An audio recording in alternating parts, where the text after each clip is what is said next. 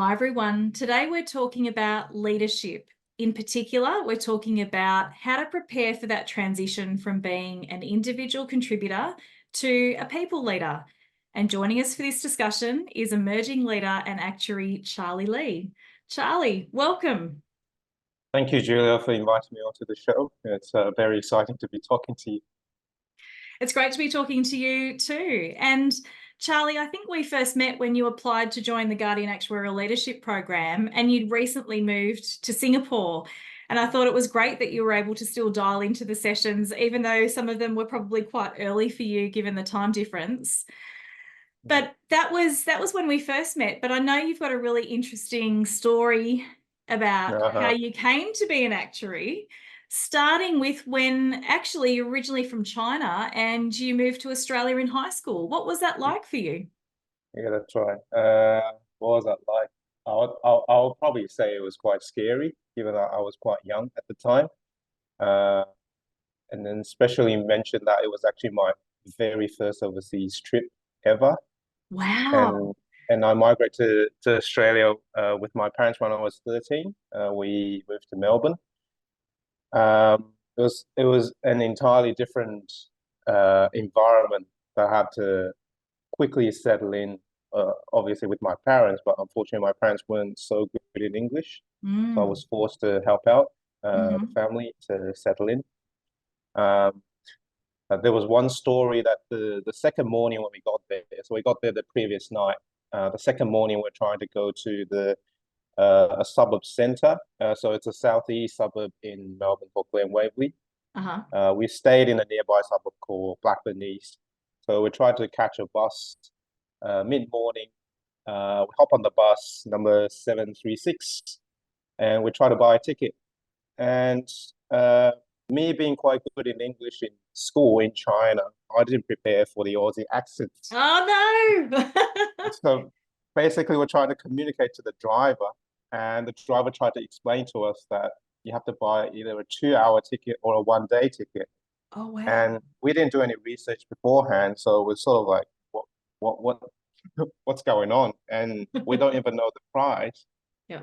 So the bus driver, being such a nice person, nice Melburnian, um, he patiently explained to us for 10 minutes on what the price is for each type of ticket, Hmm. what he suggests us to purchase, Okay. depending on what we should do during the day, which are like more questions and we struggle to understand. Oh my gosh. Um, All in this and Australian accent that you weren't prepared for. yeah, and it's all that I'm doing that now. Yeah, funny to think of it. Um, yeah, so it took 10 minutes, and there was just a handful of people on the bus. They were quite patient as well. It was just a weekday mid morning. Uh-huh. Um, and in the end, we finally got what he was trying to say. And I said, okay, we just buy a 1 day ticket because we're going to stay there for probably like more than 2 hours. Yeah. And they go, how are we going to pay? And we produce $100 note to a bus driver. It was like, I think it was at most $10 at the time. And he was sort of shocked because we're new to the country, and Yeah. that's the note That that was we the only currency have. that you had. That's it. And then and he went, okay, just give you a free bus ride. And we go, oh, okay, sure. Well, yeah, that's the first instance, and it gave us a flavor of the Aussie culture, Hmm. being very patient, trying to make sure that you're being looked after, and everyone is patient as well on the bus. We sort of try to apologize to the people on the bus, and they go, yeah, no worries. Wow. Well, I'm And glad I'm yeah, glad we gave you such a warm welcome then. And yeah, yeah, I can't imagine what that would have been like. And as you said, you know, your family was relying on you to speak English and your English was good, but having to also contend with an Australian accent with the bus driver, that would have yeah, been quite a challenge. yeah. It was quite challenging. So yeah, and then that was a tough introduction to the lives in or my own lives in Australia. And I spent 2 terms in a language school Uh-huh. before I moved to Glen Waverley Secondary College for year eight. And uh, that school is quite multicultural. So we have students from various different backgrounds from Malaysia, China, Hong Kong, um, a lot of Sri Lankans and Indians in our suburbs. But they were so good in English. So I was sort of shocked when I stepped into the class, and that shock actually stayed with me for about 2 to 3 months. Did it? Well, I don't think I spoke a word in class at all, Wow. unless the teacher asked me questions directly. So I was very nervous. I didn't communicate to anyone. So that was quite challenging because I thought my English was good. So people will probably just laugh at me being high school students. But it was during the school camp that it was everyone just having a light-hearted fun, doing all the activities where most of the time you have to communicate to make sure that you finish the game or finish that activity. So I tried to open myself up a little bit, and I realized I'm actually fitting quite well. So that got me started. And at the same time, I was quite lucky during the language school times that they invited. So it was during summer. So they invited a person from Cricket Victoria to try and introduce us to the Australian sports. So it was during summer. So they introduced us to cricket, and I took an interest in that game. And I realized that because we have a lot of Indian, Sri Lankan students, background students in class, and they really enjoy cricket. So I thought, okay, I'll just try and understand the game, and I really got into it. So that got me started to talk to different people about daily lives and how you go about things. And during summer, how do you play cricket? I actually signed up for some of cricket competition. Yeah. A junior cricket competition. Was pretty bad at it, but it was a community that I thought I really enjoyed, and I still watch it now. So nowadays I find myself a very unique identity. I blend in my Aussiness with my Chinese background. I love my coffee and my cricket. Yeah. Find myself more easygoing and outspoken compared to my old self. And I think I'm more free to communicate to different people from different cultural backgrounds because I myself have experience too. So yeah, you know what it's like firsthand. yeah, that's right. What an interesting start, and an interesting way using cricket and sport to really improve your communication skills. I think that's a really great story, Charlie. And so you come from China, you had come to Australia, and now you're in Singapore. You're living and working in Singapore. Real citizen, global citizen you are. So what prompted the move to Singapore? So I actually always wanted to work in an Asian country, being a person from an Asian background. So before I moved to Singapore, I always have that in mind that one day I'll probably want to work in either Singapore or Hong Kong, given that the two cities are the most, I would say, the financial centers of Asia Pacific. So A great career move for an actuary. yeah, and it would help broaden my perspective and exposure to the greater Asia life insurance world. So I thought I would do that after I built up enough skills and experience in Australia, just to hold up my basic skills. So the story was back in early 2022. So an opportunity came up within SCORE APAC Life and Health regional team in Singapore, which is more concentrated on SCORE group reporting side. So an opportunity came up in that team, and at the time I was already working for the Sydney team, the Australia valuation team, for more than 2 years. So quite familiar with the company and the processes, things. Thought I'll have a try, and spoke with the hiring manager at the time, Chantal Bond, who was the head of Life and Health Actuarial in APAC. She is now the head of actuarial for the whole APAC, including PNC side. So luckily she was able to recognize my work at the ANZ team, at the Australia team, and Mm. my skill sets.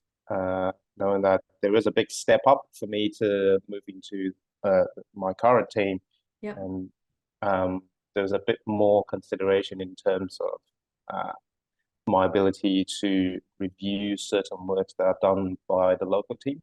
Hmm. And she was very supportive. She trusted it that my skill sets are a good fit, and she gave me an offer under the SCORE internal mobility program, Okay. which is allowing me to move, basically transition from one region to another Right. seamlessly. So you're still under the SCORE banner, but having that support to move countries. Yep, exactly. And my manager at the time in Sydney was also quite supportive of the move. Mm. Uh, well, it's quite nice of him because it's actually losing me to another team. But Yeah. luckily, we still keep in touch because essentially it's under one umbrella still, and we sort of just always talk about different challenges in the work. So it's good to have that network still retained and still have a very good bunch of friends down in Australia as well. So It's I'm really quite good. lucky. Yeah. Yeah. So sounds like you've worked for some really great leaders in your career as well. And I'm looking, Mm, well, I'll ask you a little bit more about that too. mm. But still on, being in Singapore, I'm so curious about this because, I was born in Sydney. I've lived and worked within, an hour of Sydney my entire life and career. So I'm super curious about this. I mean, what is it like living in Singapore? How's it different? Singapore is very different to Australia, I would say. It's actually quite different from my first impression of Singapore because I traveled here with my wife, was my girlfriend at the time, in 2016 and 17. Hmm. Um, Back then, our first impression was this country is very well built. The urban planning is amazing. Hmm. There are greeneries everywhere, um, and the buildings look magnificent. There are so many apartments, and although it's we know that it's quite dense, the population is very dense in Singapore. Yep. It feels like everyone's all spread out in a way, Interesting. and there are food courts and local hawker centers like everywhere. Okay. Pretty much can find it, like just like 5-10 minutes walk, and you can find it. Not like you can walk outdoor in Singapore; it's so warm. So I thought it will be a quite nice place to live in, Yeah. and given that it's a very multicultural country, so uh, the country is dominated by Chinese backgrounds, Hmm. and we have also have Indians and Muslims or Malays, and we Hmm. have expats from all over the world. So basically, Mm. you're just experiencing all kinds of culture. So I thought it's a nice place to live in.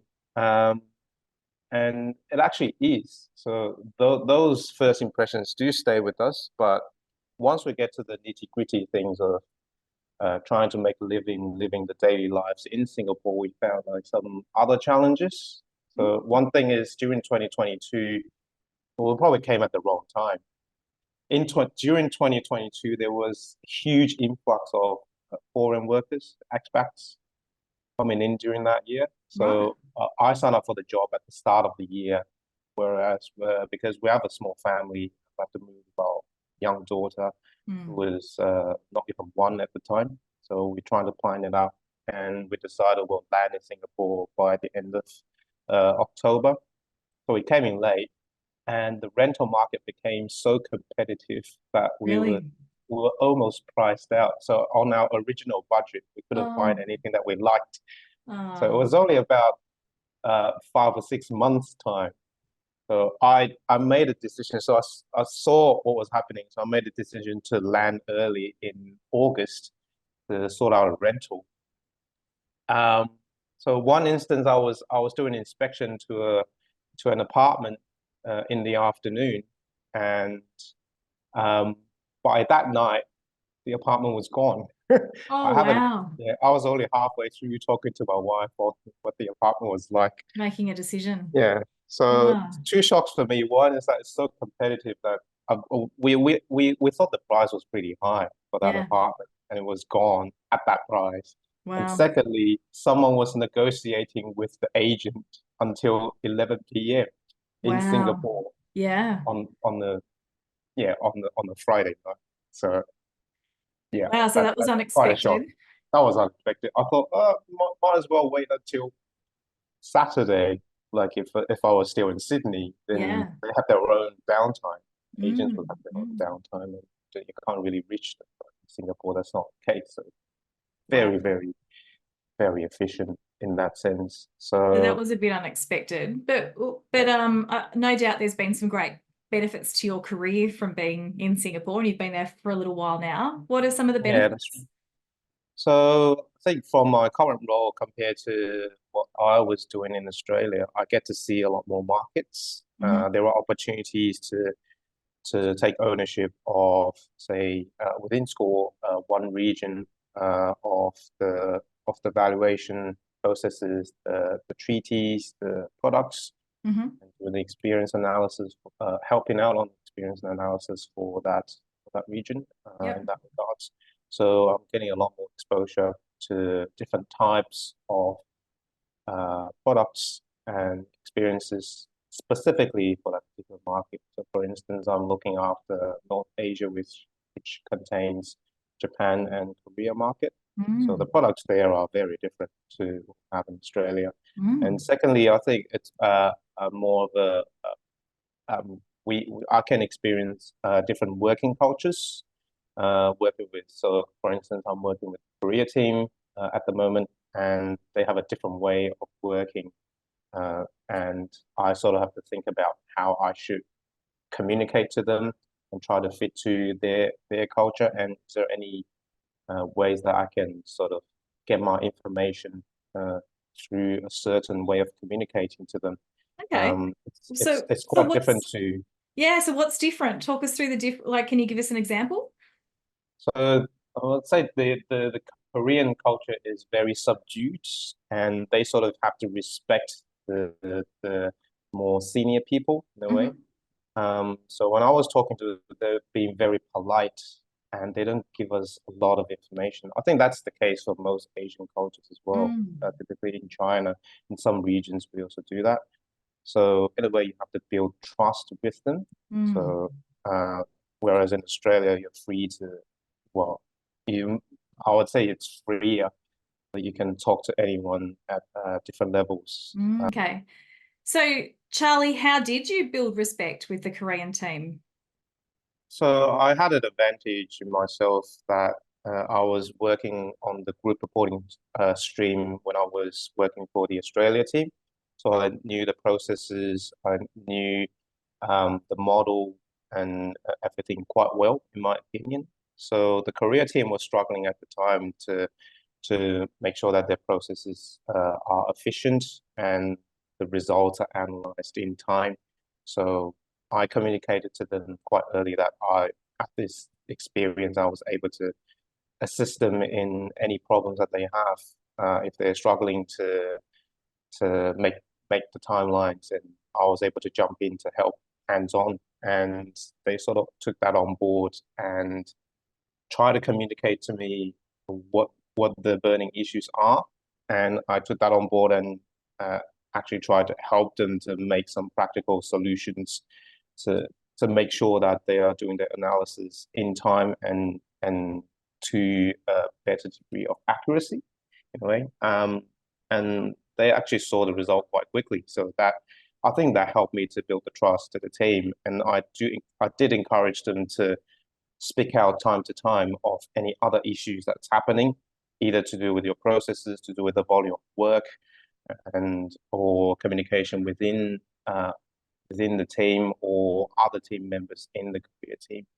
So just trying to see whether I can help out. Obviously, I had to drag my manager into this, given that it's actually quite a material book of business for APAC, and and my manager luckily was able to see that I was trying to help out and gave me pretty much complete freedom to handle it. And she was also my current manager, Shopna. She was also there whenever I need help and assistance. Guide me through on some of the decision making, some of the task prioritization, also sort of guide me through how to communicate to different levels of people in the team, not only just the Korea team, but also the central team in a way. So gave me a lot of guidance in that Yeah. regard as well. So try to build up my skill sets and Yeah. communications. Very good. So some really practical tips in there, Charlie, about building trust, about, sharing your background so that you're demonstrating your expertise, but also establishing that dialogue so that they know that you're there to help if they need help, and also involving your manager as well and getting some guidance about how to do that too. So some really great practical tips in there, Charlie. So I want to hear a little bit more about these leaders that you've worked for, because it sounds like you've worked for some amazing leaders. Tell us a bit about your current manager in Singapore. What have you learnt from that manager? So, like I said, Shopner is very, very flexible, in my opinion. Obviously, she has her standard of work, that a very high standard of work that we try to adhere, and she tried to guide us through on how to go through with each piece of work. And she's always there when we need her to, need her opinion, expert opinion on certain matters. And she's just very so nice, and it's very easy to talk to her, very reachable. And at times she will be harsh on some of the work that we do if we're not up to standard. Obviously, we're trying to make sure that our standard of work is very high. I remember in one instance that I think I took too long to write a report, which I was like, she could see that I was struggling with it, because she expected me to finish it within 2 hours, but I was taking like the whole afternoon to do it. Right. And she said, well, okay, let's have a chat right now. How about we just go through it together? So she did make time to guide me through, and that was quite early when I was in the team, because I was still trying to find my feet. And she pointed out what the direction should be quite quickly, and I'd realized that I was just focusing on something that's not really important. So she was able to jump on board, be very sharp, jump on board, and guide me when I didn't know I needed guidance. And further down the track, I realized that she was able to see the much bigger picture than I do, and I tried to also try to up my skills in terms of trying to understand the bigger picture of the context of our work, the background of the piece of work that we're trying to do, so that I can make a more holistic decision making. And she was able to also help me through on some of those background information, as well as understanding the context. And obviously communication styles are also very, very important. She was able to help me on that. So throughout the time that I was working with the Korea team, she was always there to help, and always jump in at very crucial times to try and guide us through on the difficulties. So yeah, I'm very thankful to have her. Yeah, she sounds like an amazing manager, and someone with that very expert combination of being able to set the standards high to make sure there's high quality work, but also be approachable and relatable and helpful at the right time too. So it's a very magical combination. Well, what about your managers in Sydney? Did you have some great leaders and managers that you've worked for in Australia? Yeah, I did. So my previous manager, the head of ANZ valuation, Adrian Mack, he's again is a very nice person, and he blended in with us quite well. I don't really see him as a manager, to be honest. He's like a very good friend to me. And when he hired me, so it was from what I've seen, there was a big step up of responsibility to what I was joining the team for. So basically, he gave me the responsibility to handle the profit model on my own, and also one of the group reporting stream, the Solvency II reporting on my own. So it was quite a Wow. big step up for me because I was more of a follower before that. I was Mhm. just an analyst, senior analyst prior Mhm. to this role. Um, he gave me full freedom, gave me chance to explore of the work that we're trying to do, and um, again, along the way, gave me a lot of guidance. Again, he's always there when I needed him to. Yeah. Most of the time, we're just engaged in a discussion for like 2 to 3 hours all the time because Wow. at the time it was the first stage of profit model implementation. Mm. So SCORE gave us a group-led model. It was a group-wide model to implement for the Mm. local teams. And it was very, very challenging. It was during the COVID times. We're working from home. Yep. The modeling team is actually in Ireland, so there was a quite bad Wow. time difference of Mm. up to 11 hours during summer. Mm. So it was quite challenging. And I had numerous difficulties. I have to work very long days, like deep into midnight, Mm. some days right before the reporting deadline because we just can't get any results out. And he's always there, like at 2 a.m. He's also there to work on his own things, and we were just doing a lot of discussion.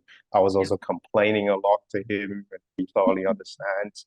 And in the end, it was he raised it to his manager, the CFO, Colin Weir, of the difficulty that I was facing. And Colin is also a very nice person. Yep.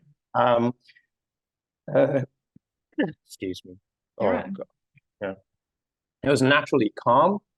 He has incredible technical skills, so he was able to understand the problems that I have. So he then raised it to his manager, who's the CEO of the Australia office, Dion Russell, who at the time thought this is something that needs to be brought up to the wider group.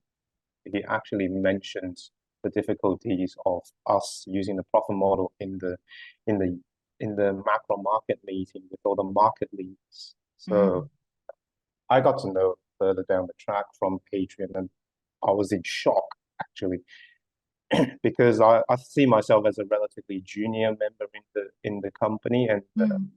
the recognition is incredible for Mm. Dion to Mm.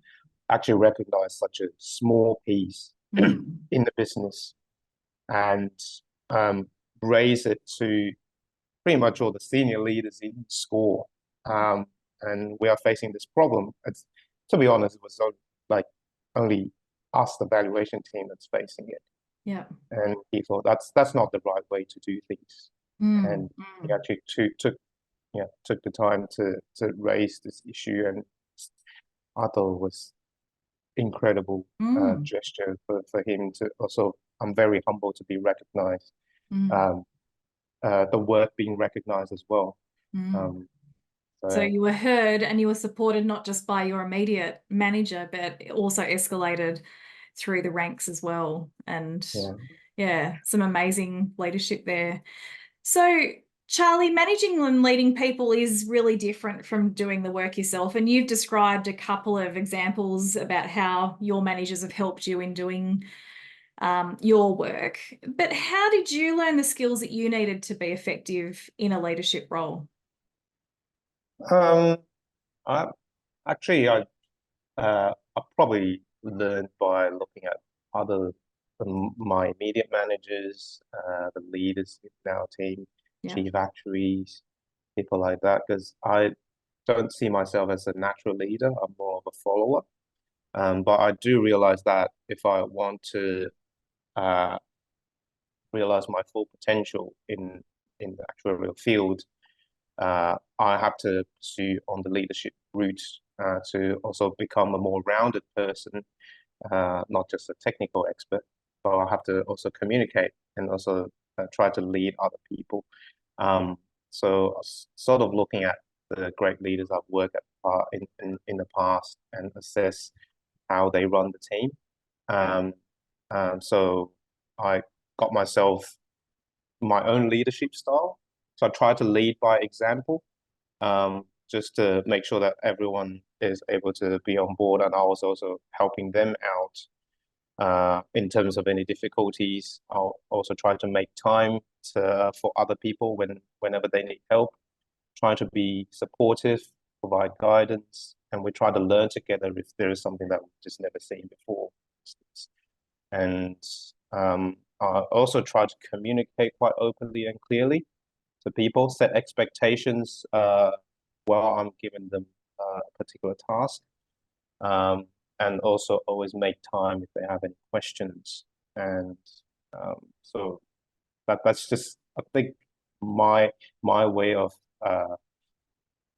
my leadership style. I think so far it works for me. I'm not a manager at this moment, but I do have the chance to sort of caretake or temporarily caretake for the career team, career evaluation team during the time they don't have a team leader. I was leading them in group reporting stream for a good 6 to 7 month period, and that was what came out of it. Basically, was sort of learning on the job, trial and error.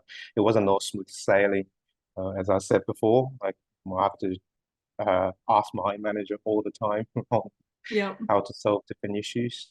It was a very good learning experience. And then further down the track, I was enrolled in Guardian Actuarial Leadership Program, which gave me a proper guidance on the skills that skill set and toolboxes that I should be able to have. And it gave me more insights into the possibilities that I can have for the future as well. So it was a great program, Julie. Very good, very good. So learning from the great leaders around you and supplementing that with some practical learning as well. And then learning on the job and trialing different things and working out what your leadership style is so that you can be an authentic leader to the people that you're leading. So yeah. Great advice, Charlie. So I'm going to finish with one question, and it's this. What is your top tip for actuaries wanting to build their skills to take on a leadership role? My top tip would be to assess yourself and understand who you are, because each person will have their own communication style and leadership style, and how you would fit in to the team that you're trying to lead and the people that you're trying to communicate to.